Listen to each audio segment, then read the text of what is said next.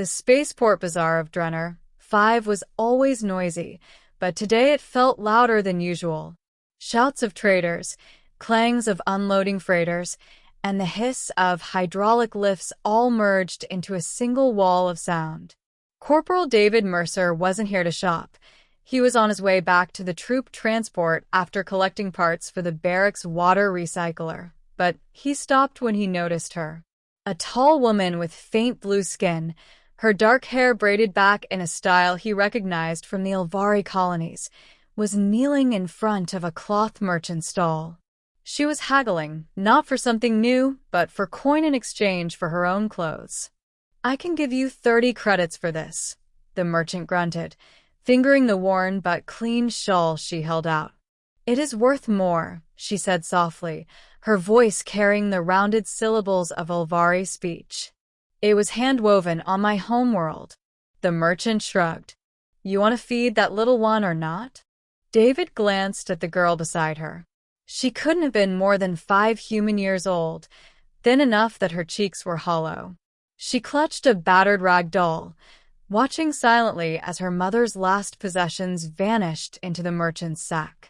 The woman accepted the 30 credits. David followed them through the crowded market, curiosity outweighing his errand. He watched her stop at a food stall, carefully choosing a small bundle of nutrient bread and a packet of fruit paste. It was barely enough for a day. When she turned to leave, he stepped forward. "Excuse me." She froze, eyes narrowing. "You've been following me." David raised his hands. "I'm not here to cause trouble. I just saw what happened back there." She straightened, clutching her daughter closer. "Then you saw nothing worth remembering."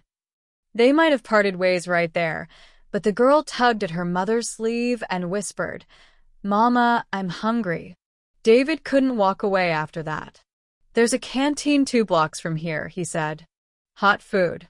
No strings attached." The woman's lips pressed into a thin line, but she didn't say no. The canteen was half full with spacers and dockhands.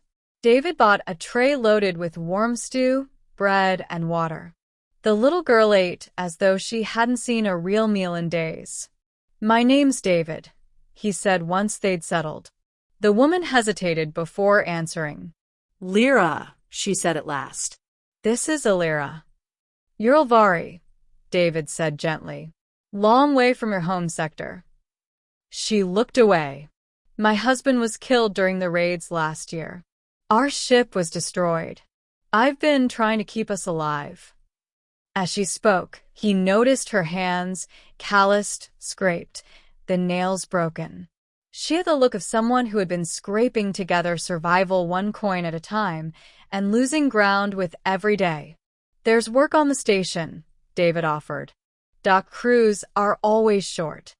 "They don't hire Elvari here," she interrupted. "Not unless they want someone to work for half pay and twice the hours." And with Lyra, her eyes softened as she glanced at her daughter. "I cannot leave her alone." By the time they finished eating, David had made a decision. "Look, my unit's posted here for another month. We've got spare bunks in the civilian wing. You'd be safer there. I can talk to the quartermaster about ration allotments." Lyra stared at him as if he'd spoken in another language.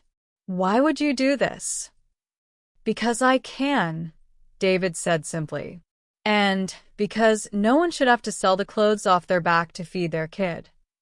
The next days blurred into a routine. Lyra and Lyra moved into the unused bunks at the far end of the civilian wing.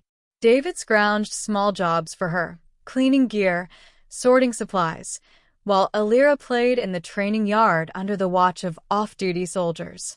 It wasn't much, but for the first time in weeks, Lyra's shoulders began to lose their constant tension.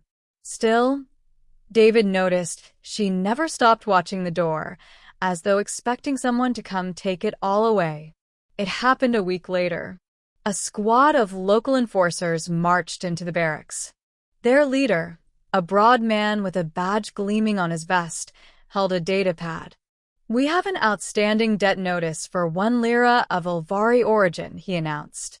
She's to be detained until payment is made. David stepped forward before Lyra could speak. On what charge? Unpaid docking fees from 3 months ago, the man said. 200 credits, plus late penalties. David didn't even look at Lyra. He just pulled his cred stick and transferred the amount. The enforcer sneered. You like throwing your money away on strays, soldier? David's voice was calm but sharp. I like keeping good people out of cages. That night, Lyra found him in the supply room, where he was logging gear. You shouldn't have paid that, she said quietly. Too late, he replied. It's done. She took a deep breath. You have given me more than food and shelter. You've given me time. I don't know how to repay that. You don't owe me, David said. But Lyra shook her head. I owe you my life. And my daughters. The day his unit shipped out, the civilian wing felt emptier. Lyra stood by the docking gate with Alira's hand in hers. I've spoken to a trader friend, David said. He's willing to take you to the Ilvari enclaves in the Rim. You'll be safe there. Lyra's eyes shimmered. If we leave, I will never see you again. David hesitated, then crouched to Alira's level. You take care of your mom, all right? I will, she said solemnly. When he stood, Lyra stepped forward and embraced him, fiercely, like someone afraid to let go. You gave us back our dignity, she whispered. No Ilvari will forget that a human did this. David managed a small smile. Then maybe that's worth more than any credit.